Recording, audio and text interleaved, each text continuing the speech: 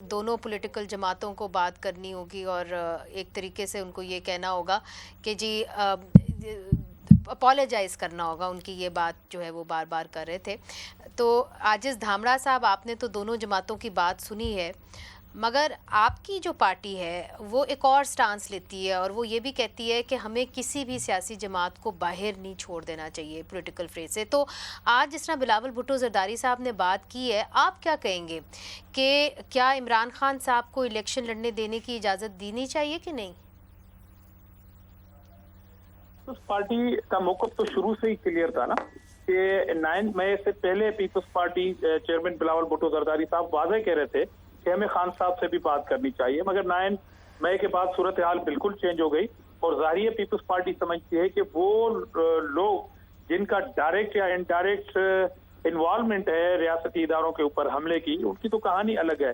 مگر political party, ساری party کو اگر ہم باہر کر دیں گے، کالندم قرار دیں گے، تو اس پہ ہمارا موقف یہ تھا کہ جن کے خلاف کیسز ہیں، جن کے خلاف ایویڈینس موجود ہیں، ان کے خلاف کاروائی ہونی چاہیے، چاہے وہ عمران خان صاحب کی ذات خود ہو یا ان کی پارٹی کی سینئر لیڈرشپ ہو. کافی تو جیلوں میں ہے، مگر بینگ ایک پارٹی اس کو ہم الیکشن سے باہر کرنے کے حامی نہیں تھے کہ پی ٹی آئی پہ جو ہے وہ پابندی لگا دی جائے. مگر ظاہر ہے آپ یہ کہہ رہے ہیں عمران خان صاحب کے حوالے سے کہ جو بھی کیسز ان کے سامنے کھلے ہوئے ہیں ان کو سامنا کرنا پڑے گا. کامران مرتضیٰ صاحب دیکھیے، ایک بات علی محمد خان صاحب نے کی ہے اور یہ کہا ہے کہ صدر عارف الوی صاحب کو چاہیے کہ اسٹیبلشمنٹ کو، نواز شریف صاحب کو، مولانا فضل الرحمان صاحب کو، عمران خان صاحب کو، سب کو ایک ہی پیج کے اوپر آ جانا چاہیے اور بات چیت ہونی چاہیے. شاہد خاقان عباسی صاحب بھی یہ بات کر رہے ہیں. آپ کو لگتا ہے کوئی ایسی کاوش ہو رہی ہے کہ ان سب کو ایک ہی اسٹیک ہولڈرز کو ایک ہی پیج پہ بلا کے یہ مذاکرات کرنے کی کوئی فائدہ بھی ہوگا الیکشن سے پہلے؟ دیکھیے، ایک وقت میں نا کئی طرح سے کئی ڈائریکشنز میں کاوشیں ہو رہی ہوتی ہیں اور وہ اس میں یہ جینون جو ہے نا وہ آپ کو پتہ نہیں چلتا کہ جینون کون سی ہے، ان جینون کون سی ہے.